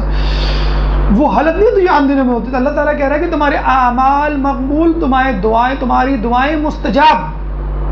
کتنا ہم تڑپ رہے ہوتے ہیں اللہ ہماری دعائیں قبول کر دے، فلاں کی قبول ہو جاتی ہے، فلاں کی قبول. مستجاب الدعوات یا دعاؤں کا مقبول ہونا انبیاء کی صفت. دعاؤں کا مقبول ہونا اولیاء اللہ کی صفت ہے۔ اللہ تعالیٰ آپ کو بیٹھے بٹھائے آپ کے گھر میں فقط روزہ رکھ کر، کچھ کر کے نہیں۔ ایک تو ہوتا ہے نا کہ آپ نے خود دعا نمازیں پڑھی، آپ نے خود عبادات کی اور پھر آپ اس لیول پر پہنچے، لیکن اللہ کہہ رہا ہے کہ تمہیں میں اس لیول پر ویسے ہی پہنچا دوں گا، بس تم روزہ رکھ لو، کچھ بھی نہ کرو تو بھی، اور تمہاری دعائیں جو ہیں وہ مستجاب۔ پھر اللہ کے رسول کے فرما رہے ہیں کہ جب اللہ تعالیٰ نے اتنا کچھ دے دیا تو ایک چیز یاد رکھنا، اگر وہ چیز نہیں دی تو سب کچھ دینے کے باوجود تم خالی ہاتھ وہاں سے واپس لوٹ، کیا؟ توفیقات خدا بندی۔ ہم کہتے ہیں نا کہ اللہ آپ کی توفیق میں اضافہ کرے، تو یہ جو توفیق ہے وہ اللہ تعالیٰ سب کو نہیں دیتا۔ کس کو دیتا ہے؟ جو ماہ رمضان کا منتظر ہو، ماہ رمضان کا انتظار کر رہا ہو، اس کے لیے تیاری کر رہا ہو، ہر شخص کو نہیں دے گا۔ یعنی جو بے فکرہ ہو بلکہ ایک ٹینشن میں مبتلا ہو رہا ہو، اکثر لوگوں کو خدا نخواستہ دیکھا گیا ہے کہ وہ گن رہے ہوتے ہیں 10 روزے رہ گئے، 5 روزے رہ گئے، 3 روزے رہ گئے، بس کل کا آخری روزہ ہے پھر چھٹی۔ ایسے لوگوں کو کیا ماہ رمضان دے گا؟ اللہ تعالیٰ کیا دے گا؟ دے گا تو ان لوگوں کو دے گا جو یہ کہتے ہیں کہ اللہ کاش سارا سال ماہ رمضان رہے، جیسے کہ حدیث میں آیا اللہ کے رسول فرماتے ہیں کہ دیکھو تم اس میں دعا کرنا کہ اللہ تعالیٰ تمہیں روزہ رکھنے اور تلاوت قرآن کی توفیق دے۔ پھر یہ بھی کہہ رہے ہیں اللہ کے رسول کہ بدبخت ہوگا وہ شخص جو کہ غفران الہی سے محروم رہ گیا۔ جب اللہ تعالیٰ نے تمہاری سانسوں کو تسبیح قرار دے دیا، تمہارے اعمال کو پہلے سے اپروو کر دیا، یعنی یوں سمجھ لیجئے بلینک چیک پہ دستخط کر دیا، اور اب تم اماؤنٹ لکھ دو تمہیں کتنی چاہیے، 10 نہیں کیا چاہیے، 10 لاکھ چاہیے، 10 کروڑ، 10 ارب، کتنی چاہیے۔ تو جب یہ سب کچھ کر دیا اس کے باوجود اگر تم کو ماہ رمضان سے استفادہ نہیں ہوا تو تم سے زیادہ بدبخت، اس شخص سے زیادہ بدبخت کوئی شخص نہیں۔ تو ماہ رمضان بہت زیادہ فضیلت کا مہینہ، رحمت، برکت اور مغفرت کا مہینہ ہے، اللہ کا مہینہ ہے، ہم اللہ کے مہمان ہیں۔ اگر آپ نے اس کی اہمیت، مرتبہ، مقام کو نہ سمجھا اور اپنے آپ کو آمادہ نہیں کیا، آپ فقط اپنے آپ کو آمادہ کر لیں، اپنے آپ کو بھوکا رکھ لیں اور خلوص نیت سے روزہ رکھ لیں تو بھی انشاءاللہ اللہ تعالیٰ تمام فضائل جن کا تذکرہ کیا گیا ہے وہ آپ کو دے دے گا، لیکن بشرط یہ کہ آپ ذہنی طور پہ تیار ہوں اور اندرونی طور پہ، قلبی طور پہ اپنے آپ کو اس کے لیے پیش کریں کہ ہاں میں تمہارا منتظر ہوں، میں تمہارا انتظار کر رہا ہوں۔ ایک درود پڑھ دیں محمد علیہ وسلم۔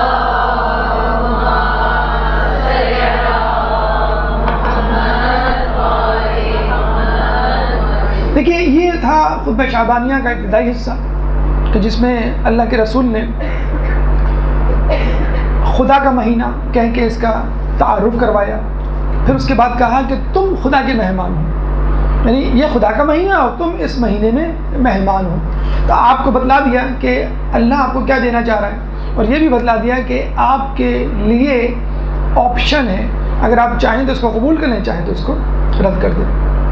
اب جو ابتدائی حصہ جو قدر طویل حصہ ہے 80% اور خطبہ شعبانیہ ہے، ان اعمال کے بارے میں ہے کہ جس کو آپ کو انجام دینا ہے اس ماہ رمضان میں، روزے کے دوران یا ماہ رمضان کے دوران۔ دیکھیے اللہ کے رسول، پھر وہی بات کہ ہم نے دیکھا خطبہ شعبانیہ کو اللہ تعالیٰ نے، اللہ کے رسول نے ایک ہیڈ لائن نیوز سے شروع کیا کہ یہ خطبہ شعبانیہ، یہ مہینہ اللہ کا مہینہ ہے، بس ہم مینٹلی پریپیئر ہو گئے کہ بس سب کچھ ہوگا اس میں، سارا خیر اس میں پوشیدہ ہوگا۔ اب اللہ کے رسول بتلا رہے ہیں کہ تمہیں اس مہینے میں کیا کرنا ہے۔ اس کی ابتدا کیسے کر رہے ہیں اللہ کے رسول کہ لوگوں ماہ رمضان کی بھوک پیاس سے قیامت کی بھوک پیاس کو یاد کرو۔ دیکھیے اوپننگ سینٹنس ہے، دیکھیے یہ آپ معصومین کے کلام کو پڑھیں، قرآن کو پڑھیں، خدا کے کلام کو، تو آپ کو اندازہ ہوگا کہ ان کی ہر سطر، ہر جملہ، ہر کلمہ جو ہے ایک حکمت لیے ہوئے ہوتا ہے۔ دیکھیں ہمارے یہاں آپ کو معلوم ہے فروع دین سے زیادہ کی اہمیت اصول دین کی ہے۔ اصول دین اگر آپ نہیں اپنائیں، اس پہ اعتقاد رکھیں تو آپ جنت میں نہیں جا سکتے، فروع دین میں آپ اپنی سزا بھگت کے جائیں گے، ٹھیک۔ اچھا اصول دین میں مجھے بتلائیے، اصول دین میں سب کے سب امپورٹنٹ ہیں، اہم ہے، کسی ایک کو بھی انکار کیا آپ جو ہے وہ نکل گئے اسلام سے۔ تو اصول دین میں کون سا اصول اہم ہے؟ ہمارے پاس 5 اصول دین ہیں، توحید، عدل، نبوت، امامت، قیامت۔ ان 5 میں سب سے اہم اصول دین کیا ہے؟ لوگ کہتے ہیں کہ آپ امامت کر رہے ہیں. لوگ کہتے ہیں توحید، کیونکہ توحید ہی تو ہے جو سب کچھ ہے. توحید ہے، خدا ہے وہ نبی بھیج رہا ہے، نبی ہے تو وہ اپنے پیچھے امام چھوڑ کے جا رہا ہے، خدا ہے تو وہ عدل کر رہا ہے، خدا نہ ہو تو عدل نہ ہو سکے، اور پھر اس کے بعد قیامت ہے. جو سب سے آخر میں ہے ہمارے خیال میں سب سے زیادہ اہم وہ ہے. اگر فرض کر لیجئے آپ کو کہا جائے کہ خدا ہے، لیکن خدا تم سے قیامت میں کچھ نہیں پوچھے گا، تو آپ اور میں کیا نیکی کریں گے؟ جب ہم کو یہ معلوم، بہت ہی کم لوگ ہوں گے سلیم الفطر جو ہے مولا علی کی طرح کہیں گے میں تیری عبادت اس لیے کرتا ہوں کہ تو عبادت کے قابل ہے، عبادت کے منصب کے قابل ہے، میں جنت کی لالچ میں یا جہنم کے خوف سے نہیں کر رہا. تو قیامت کا خوف اگر ایک اسٹوڈنٹ کو بتا دیا جائے بیٹا آپ اسکول آئیں پڑھیں لکھیں جو بھی کرنا کریں، امتحان نہیں ہوگا، کچھ نہیں پوچھا جائے گا، آپ اگلی کلاس میں چلے جائیں گے، تو کیا آپ جو ہے نیک کام کریں؟ کبھی نہیں کریں گے. تو قیامت کا جو کانسیپٹ ہے، ٹھیک ہے خدا ہوگا تو قیامت ہوگی، لیکن ہمیں سدھارنے کے حوالے سے، تزکیہ نفس کے حوالے سے، دیکھیں آپ کو خدا کی معرفت پہ دروس دے دیے جائیں تو ہو سکتا ہے وہ معرفت نہ پیدا ہو، لیکن آپ کو بتا دیا قیامت میں اس چیز کا احسان ہوگا تو اللہ تعالیٰ انسان جو ہے فوری طور پہ اللہ تعالیٰ کی اطاعت پہ راضی ہو جائے گا، فوراً تیار ہو جائے گا. تو رسول کیا فرما رہے ہیں؟ خدا کا ذکر نہیں، نبی کا ذکر نہیں، امام کا ذکر نہیں، عدل کا ذکر نہیں. کہہ رہے ہیں کہ اس ماہ رمضان میں یاد قیامت کو یاد کرو. کس طرح؟ بھوک پیاس کی حالت میں، جس طرح آدمی یا قیامت کے دن بھوک پیاس کی حالت میں ہوگا. اور یہ بھوک پیاس ہر کسی کو گزرنا ہے. جو بدکار ہوں گے وہ جہنم کی طرف جو ہے وہ ہکا دیے جائیں گے، اور پھر وہ وہاں پر حمیم گرم پانی سے پیاس بجھانے کی کوشش کریں گے، زقوم کڑوے پھل سے بھوک مٹانے کی کوشش کریں گے، لیکن نہ بھوک مٹے گی نہ پیاس. اور جو جنتی ہوں گے اور جو خوش بخت لوگ ہوں گے ان کو جنت کی طرف لے جایا جائے گا، حوض کوثر سے سیراب ہوں گے، پھر اس کے بعد کبھی بھی ان کو پیاس نہیں لگے گی. لیکن بہرحال جو بھوک پیاس کا عرصہ ہے محشر کا، جنت یا دوزخ میں جانے سے پہلے، وہ برداشت تو ہر کسی کو کرنا ہے. تو اللہ کہہ رہا ہے کہ ماہ رمضان میں جو بھوک پیاس تم کو لگے گی، تم قیامت کی بھوک پیاس کو یاد کرو. دیکھیں فطری بات ہے، ایک اسٹوڈنٹ ہے، آپ ہیں یا کوئی بھی ہے، اس کو کہہ دیا جائے کہ بھائی 1 مہینے بعد امتحان ہے، 1 ہفتے بعد امتحان ہے، تو سب سے پہلے اس کو کیا فکر ہوگی کہ میں کیا کروں، میں کیا کتابیں خریدوں، میں کیا پڑھوں، کیا چیزیں انجام دوں. اگر کسی شخص کو یہ کہہ دیا جائے کہ بھائی تمہیں 1 ہفتے بعد مر جانا ہے، تو سب سے پہلے جو ہمارے خیال میں، آپ بھی متفق ہوں گے اس بات سے، جو آپ کے ذہن میں خیال آتا ہے وہ یہ کہ میں نے کسی کا حق تو نہیں مارا، کسی کو ناراض تو نہیں کیا. ہم حج اور زیارت میں بھی جا رہے ہوتے ہیں تو سب سے پہلے ہمیں فکر اس بات کی ہوتی ہے کہ لوگوں سے اپنی معافی تلافی کر لیں. کیوں؟ کہ اپنا یعنی میرا اور خدا کا معاملہ تو ذاتی معاملہ ہے، میں بخشوا لوں گا اپنے آپ کو خدا. لیکن قیامت میں آپ کو معلوم ہے کہ آپ کو لوگوں کے حقوق دینے ہوں گے، اور اس دینے میں لینے کے دینے بڑھ جائیں گے. ایک ایک نیکی کے لیے انسان بھاگ رہا ہوگا، دوڑ رہا ہوگا، اور کہہ رہا ہوگا کہ میں نے تم پہ احسان کیا اور تم بھی جو ہے اس کے بدلے مجھے کچھ دو. تو کہتے ہیں اس کو اپنی نیکیاں دینی پڑ جائیں گی.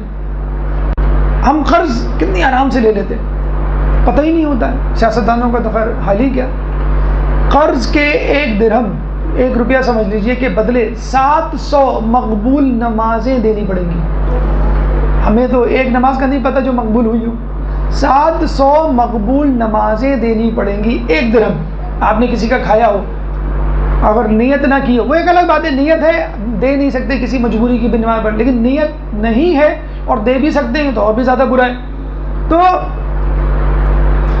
قیامت کی گرمی کو یاد کرو، اور اس میں جو ہے آپ جب قیامت کو یاد کریں گے تو سب سے پہلے جو خیال آتا ہے کہ میں نے کسی کے ساتھ کوئی زیادتی تو نہیں کی.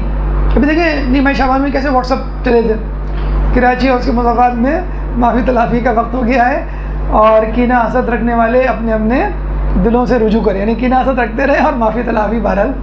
تو بڑے مزے کا لوگوں نے کہا کہ بھئی آپ کے گھر میں بھائی بہن موجود ہیں، رشتہ داروں میں پاس پڑوس میں وہ موجود ہیں، کیا نام کے ناراض لوگ، لیکن آپ کو خود جا کے معافی مانگنے کی کوئی توفیق نہیں ہوتی. اس واٹس ایپ پہ آپ نے جو ہے وہ میسیج جو ہے وہ ہم چھانٹی کر رہے ہوتے ہیں، دیکھ رہے ہوتے ہیں کون سا اچھا میسیج ہے جو زیادہ اٹریکٹیو ہے، دل سے نکلے نہ نکلے، اور چلو بھائی بھیج دو، فلاں کو بھی بھیج دو. تو بہرحال تو یاد خدا سب سے پہلے آپ کو حقوق الناس، اور ویسے بھی کہا جاتا ہے شرعی اعتبار سے حقوق الناس زیادہ امپورٹنٹ ہے، کیونکہ حقوق اللہ یعنی عبادات، نیکیاں اور گناہ وہ تو آپ پر اللہ کا معاملہ، وہ آپ توبہ سے بھی یعنی حقوق الناس میں فرض کر لیں آپ کسی کی چوری کرتے ہیں، اللہ سے کہیں مجھے معاف کر دیں، اللہ معاف کر دے گا، لیکن جس کی چوری کی ہے قیامت میں آپ سے پیسہ مانگے گا، آپ سے کہے گا ماں یہ پاکستان کی گورنمنٹ یا دنیا کی حکومتیں تھوڑی ہیں کہ آپ جتنا چوری کیا اس کا 20% دے دیں اور چھٹ جائیں. اکثر ممالک میں ایسا ہوتا ہے کہ آپ کو جو ہے معاف کر دیا جاتا ہے. بہرحال تو آپ کیا کرتے ہیں، آپ لوگوں کو جو ہے وہ اللہ تعالیٰ کی یاد، قیامت کی یاد جب آتی ہے تو آپ حقوق الناس کی طرف. تو رسول فرماتے ہیں کہ اس ماہ رمضان کی بھوک پیاس سے قیامت کی بھوک پیاس کو یاد کرو. پھر اس کے بعد فرماتے ہیں کہ غریبوں سے ہمدردی کرو، ان کو صدقہ دو، بزرگوں کا احترام کرو، چھوٹوں سے شفقت سے پیش آؤ، اور جن سے تم نے قطع تعلق کیا ہے ان رشتہ داروں سے صلح رحمی سے پیش آؤ. تو یہ تھا. اس کے بعد اپنی نگاہوں کو حرام چیزوں سے بچاؤ، اپنے کاموں کو ان آوازوں سے بچاؤ کہ جو حرام ہے یعنی میوزک، اور اپنی جسے کہتے ہیں کہ زبان کو ہر قسم کے برے کاموں سے بچاؤ. تو آپ نے دیکھا اللہ تعالیٰ، اللہ کے رسول نے قیامت کا تذکرہ کیا، قیامت کی یاد دلائی، تو اس کے بعد فوراً تذکرہ کر دیا جو آس پاس کے لوگ ہیں، مثلاً غریب، بزرگ، رشتہ دار یا بچے، ان کے حقوق ادا کر دو، ان کو ناراض نہ کرو، ان کو خوش کرو. اور پھر فوراً تزکیہ نفس، یعنی آپ کا خدا کا معاملہ جس میں آنکھ، زبان اور کان آ جاتا ہے. اچھا اتفاق کی بات یہ ہے کہ آدمی سوچتا ہے، اور سوچا کریں کہ امام نے اس کا تذکرہ کیوں کیا، اس کا تذکرہ کیوں نہیں کیا، پہلے تذکرہ کیوں نہیں کیا بعد میں. تو دیکھیں سیکوینس، یہ ترتیب بتا رہی ہے کہ حقوق الناس کی پہلے زیادہ اہمیت ہے، وہ بخش والو، پھر اپنے حقوق یعنی اللہ کے حقوق پر آؤ، پھر ان کی طرف توجہ کرو. آپ یہ دیکھیں اللہ کا رسول کیا کہہ رہا ہے، زبان سب سے زیادہ زبان استعمال ہوتی ہے گناہوں کے حوالے سے. آپ نے دیکھا ہوگا خواتین کے حوالے سے تو باقاعدہ رسول اللہ نے کہا ہے کہ جب پوچھا گیا کہ آپ نے جہنم میں کس کو زیادہ دیکھا تو رسول نے کہا خواتین کو، حالانکہ گناہ مرد زیادہ کرتے ہوئے نظر آتے ہیں. خواتین کو کیوں؟ وہ اپنی زبان کی وجہ سے جہنم میں جائیں گے. جو خصوصی طور پہ خواتین، اور آخر میں آپ نے دیکھا ہوگا چاہے خاتون ہو چاہے مرد ہو، بھوک کی حالت میں آدمی زیادہ بولتا نہیں، خاموش رہتا ہے، ہاں ہوں کر کے کام چلا لیتا. اگر پوچھے بھی کنگھی کہاں رکھی ہے اشارے سے. تو اگر ایسا ویسے ہی ہو جائے عام دنوں میں، آپ دیکھیں، اگر کیلکولیٹ کریں آپ کہ آج میں نے کہاں بولنا تھا نہیں بولا، یعنی غیر اضافی گفتگو میری ہوتی تھی لیکن نہیں ہوئی، تو آپ دیکھیں کہ لمبی لسٹ بن جائے گی آپ کی. بلکہ یہ کہا جائے کہ آپ جو کچھ بھی کہیں اس کو لکھیں تو پوری رات گزر جائے گی کہ ہم نے دن بھر اتنی فضول گوئی کہی ہوگی. آیت اللہ احمد نراقی فرماتے ہیں اگر کسی سے یہ پوچھا جائے آپ کا روزہ ہے، یہ بھی فضول گوئی ہے، یہ بھی اضافی گفتگو ہے. کیسے؟ اگر اس نے جواب دیا ہاں ہے تو اس میں تکبر، ریاکاری آ جائے گی کہ دیکھو اس کو پتہ چل گیا، حالانکہ میں نے تو بتانا نہیں چاہا تھا کہ اس کی غلطی ہے، اس نے کیوں پوچھا، لیکن بہرحال اس پہ ایک روپ پڑ گیا میرا کہ میں روزے سے ہوں. اور پھر وہ آپ کو پسینہ پوچھنے لگتا ہے، آپ کو بٹھانے لگتا ہے، آپ کو جو ہے وہ آرام کی، آپ کے آرام کی فکر ہوتی ہے. اگر اس نے دیکھیں ریاکاری آ جاتی ہے نا، خود پسندی آ جاتی ہے. اگر اس نے کہا کہ نہیں تو اس کو شرمندگی ہوگی کہ اس نے مجھ سے حسن ظن رکھا اور یہ سمجھتا تھا کہ میں روزے سے ہوں اور رجب شعبان کے روزے گزر رہے ہیں اور یہ جو ہے روزہ نہیں رکھنا، اس کو تو جو ہے وہ روزہ رکھنا چاہیے. تو وہ انسان جو ہے وہ شرمندگی میں جو ہے مبتلا ہو جائے گا، اور بعد میں پھر ریاکاری میں کہ آئندہ ایسی صورتحال سے واسطہ نہ ہو. تو بہت ساری ایسی باتیں جو بظاہر ہمیں لگ رہا ہوتا ہے کہ شاید ہم بائی دا وے پوچھ رہے ہیں یا ضروری ہے، نہ وہ ان کو بائی دا وے مباح کے طور پہ پوچھنے کی ضرورت ہوتی ہے، نہ ہی ان کا کوئی ثواب، بلکہ الٹا جو ہے وہ عذاب کی طرف. مثلا یہ بھی ہوتا ہے، کہا یہ گیا ہے کہ اگر کوئی بات، کوئی گفتگو غیبت کی طرف لے جائے تو وہ بھی غیبت میں شمار ہوگی، وہ بھی غیبت کا مقدمہ ہوگی. ہم نہیں کہتے ہیں محفل میں بیٹھے ہوئے اور وہ تمہاری پھپھو کیسی ہیں، اور وہ آپ کو معلوم ہے جیسی آپ یہ کہیں کہ وہ فوراً لسٹ آپ کہیں بھائی میں نے تو کچھ نہیں کہا، میں نے صرف پوچھا تھا پھپھو کیسی ہیں.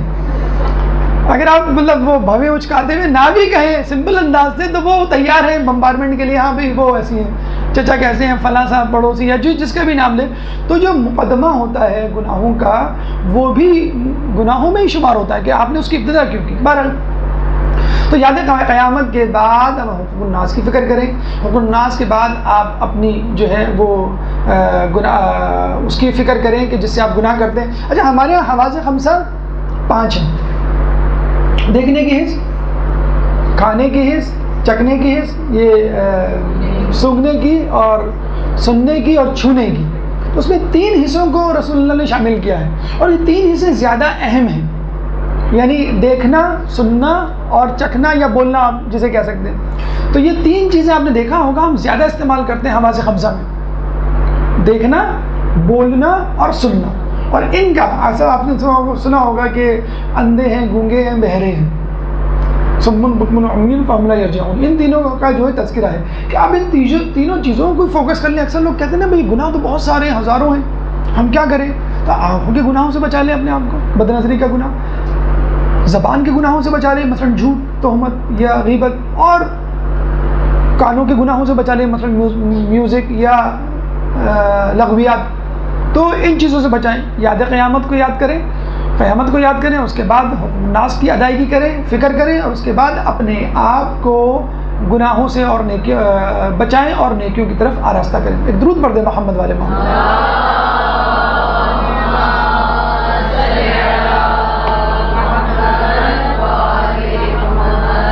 دیکھیں جب بھی انسان نیکی کی طرف آتا ہے، آپ نے یہ نوٹ کیا ہوگا، سب سے پہلے اس کو اپنے گناہ یاد آتے ہیں کہ میں نے اب تک جو گناہ کیے ہیں کیا وہ معاف ہو گئے یا ہو چکے، تو میں آگے نیکی کروں۔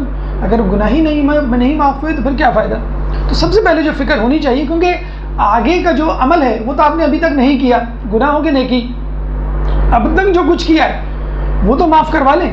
تو اللہ کے رسول فرماتے ہیں توبہ کے حوالے سے کہ اس مہینے میں اللہ تعالیٰ سے اپنے لیے توبہ طلب کرو، اور نماز کے اوقات میں اپنے ہاتھوں کو بلند کر لو، کیونکہ وہ لمحات ہیں کہ جن کے اوقات میں اللہ بندے کی طرف زیادہ ملتفت ہوتا ہے۔ پھر اللہ کے رسول فرماتے ہیں اللہ نے اپنے جلال کی قسم کھائی ہے کہ ان لوگوں کو جہنم میں نہیں ڈالے گا کہ جو نماز پڑھتے ہیں اور طولانی سجدے کرتے ہیں۔ تو سب سے پہلا کام، جیسے ہی آپ کو یاد آئے قیامت کی، جیسے آپ کو یاد آئے اپنے گناہوں کی، ماہ رمضان میں سب سے پہلا کام یہ کرنا ہے کہ اپنے گناہوں کو بخشوانا ہے۔ دیکھیں ہم نے پہلے ہی کہا آپ کو کہ جنت میں جانا کمال نہیں، جہنم سے بچانا جو ہے وہ اپنے آپ کو وہ زیادہ ضروری ہے۔ تو جیسے کہ آپ نے کہا کہ بدبخت ترین ہے وہ شخص جو اپنے آپ کو غفران الہی سے نہ بچائے۔ تو یہ جو جہنم سے بچانا ہے اور جو گناہوں سے اپنے آپ کو صاف کرنا، یہ بہت زیادہ ضروری ہے، کیونکہ یہ چیز آپ کو جہنم میں لے کے جائے گی، آپ کے گناہ۔ اور جب گناہ نہیں ہوں گے تو آپ خود بخود کوالیفائی کر جائیں گے جنت کے لیے۔ تو اپنے آپ کو سب سے پہلے توبہ کے لیے تیار کیجئے۔ توبہ کیا ہے؟ اپنے کیے پہ ندامت۔ کہتے ہیں یہ کافی ہے، اپنے کیے پر ندامت کا مطلب ہی یہی ہے کہ آپ اللہ تعالیٰ سے اپنے لیے توبہ طلب کر رہے ہیں۔ کہتے ہیں کہ ایک شخص سجدے میں تھا، موسیٰ علیہ السلام اس کے سامنے سے گزرے اور اللہ سے دعا مانگ رہا تھا، اپنی توبہ کر رہا تھا گناہوں کی۔ تو اللہ موسیٰ اتنی تضرع سے، اتنی خشوع اور خضوع سے کہ موسیٰ علیہ السلام نے دعا کی اے اللہ اس کا گناہ معاف کر دو۔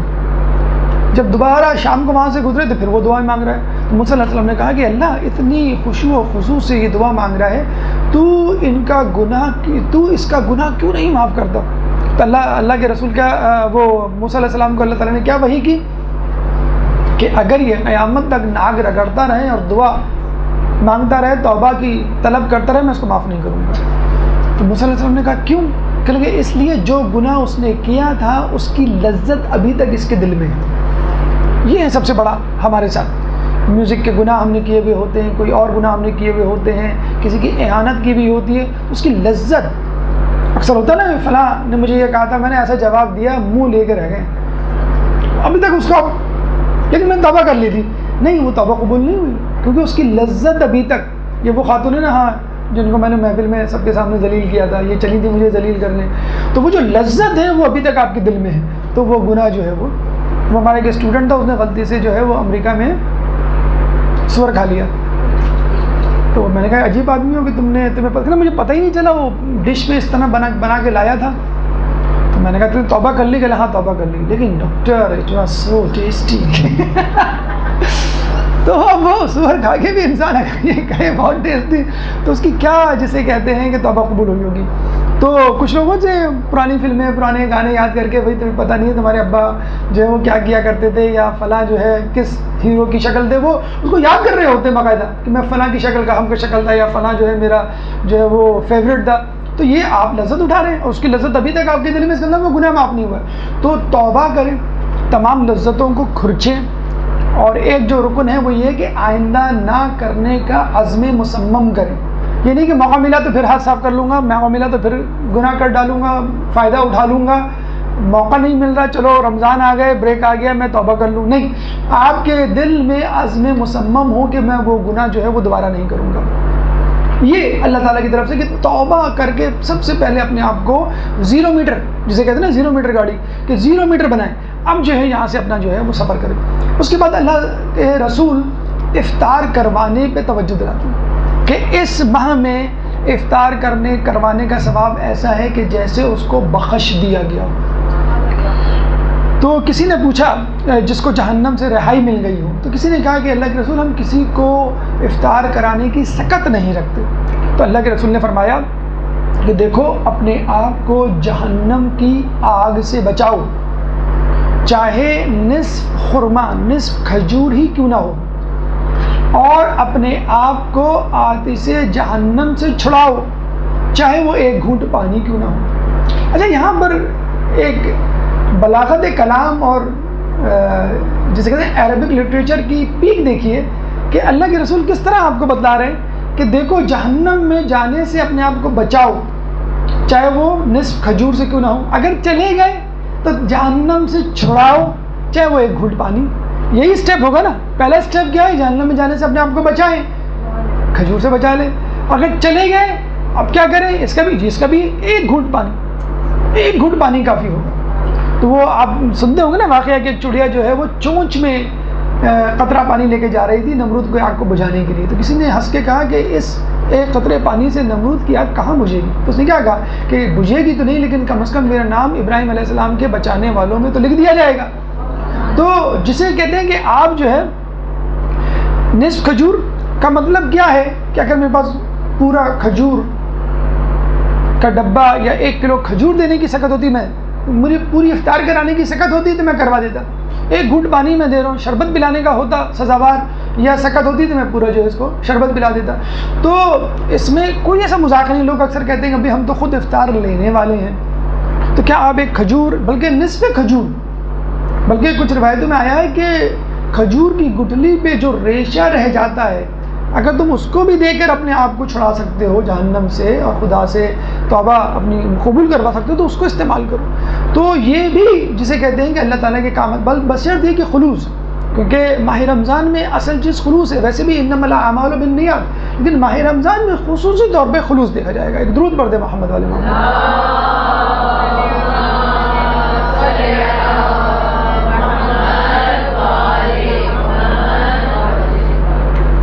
اس کے بعد دیکھیے کہ ماہ رمضان میں جو اعمال کرنے کے حوالے سے جو رسول اللہ نے ہمیں بتلائے ہیں، جو پہلے کا تذکرہ کیا ہے، انہوں نے کیا کیا ہے کہ تم جو ہے وہ تلاوت قرآن اور جو ہے وہ ماہ رمضان کے روزوں کی توفیق طلب کرو.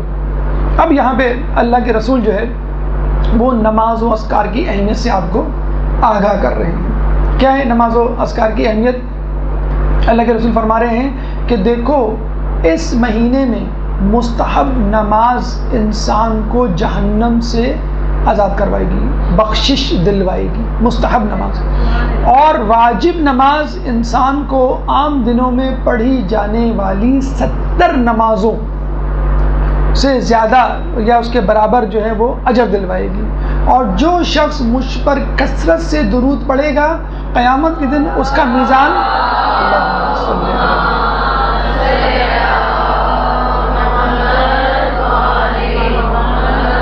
اس کا میزان بھاری ہوگا.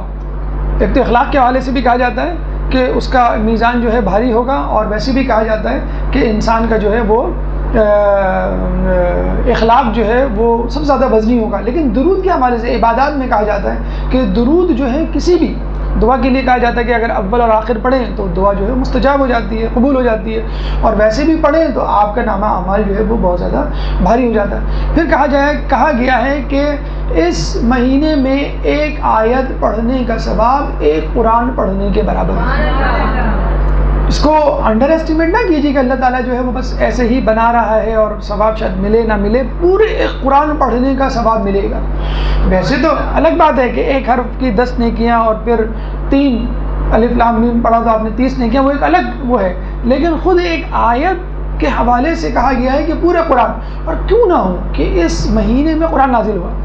ایک تو کہا جاتا ہے کہ تدریجی تنزیل، کہ آیت با آیت سورہ با سورہ مختلف مواقع کے حوالے سے نازل ہوا، لیکن خود اس مہینے میں خصوصی طور پہ جو ہے ایک مکمل طور پہ قرآن جو ہے نازل ہوا، یعنی 2 مرتبہ کہا جاتا ہے کہ قرآن نازل ہوا، 23 میں یا 21 میں یا آخر کی راتوں میں۔ تو ظاہر سی بات ہے اس مہینے میں اللہ تعالیٰ چاہتا ہے کہ انسان مجھ سے قریب ہو، اور مجھ سے قریب ہونے کا بہترین طریقہ تلاوت قرآن ہے۔ مولا فرماتے ہیں کہ جب میں اللہ سے بات کرنا چاہتا ہوں تو نماز پڑھتا ہوں، جب میں چاہتا ہوں کہ اللہ مجھ سے گفتگو اور کلام کرے تو میں قرآن پڑھتا ہوں۔ یہ 6 پیغامات ہم نے خطبہ شعبانیہ کے حوالے سے آپ کے سامنے پیش کیے۔ انشاءاللہ مزید 6 پیغام ہم اگلی نشست میں آپ کے سامنے پیش کریں گے۔ اللہ تعالیٰ سے دعا ہے کہ ہمیں ماہ رمضان کی تیاری ماہ رمضان سے پہلے کرنے کی توفیق عطا فرمائے۔ اللہ تعالیٰ سے دعا ہے کہ رمضان میں ہمیں تلاوت قرآن کرنے کی توفیق عطا فرمائے، قرآن کو پڑھنے، سمجھنے، اس پہ عمل کرنے کی توفیق عطا فرمائے، خلوص دل سے روزے رکھنے کی توفیق عطا فرمائے۔ جو لوگ مالی طور پہ، معاشی طور پہ مشکلات کا شکار ہیں، ماہ رمضان کی برکت سے اللہ تعالیٰ ان کے رزق میں وسعت دے دے، تعلیمات اہل بیت پر عمل کرنے کی توفیق عطا فرمائے، قیامت کے دن ان کی شفاعت سے بہرہ مند فرما، امام کے ظہور میں تعجیل فرما، اور ہمیں ان کے انصار و اعوان میں شامل فرما۔ ربنا تقبل منا انك انت السميع العليم وتب علينا انك انت التواب الرحيم برحمتك يا ارحم الراحمين۔ اللجن اللجن يا مولا اللجن اللجن اللجن اللجن اللجن اللجن اللجن يا صاحب السماء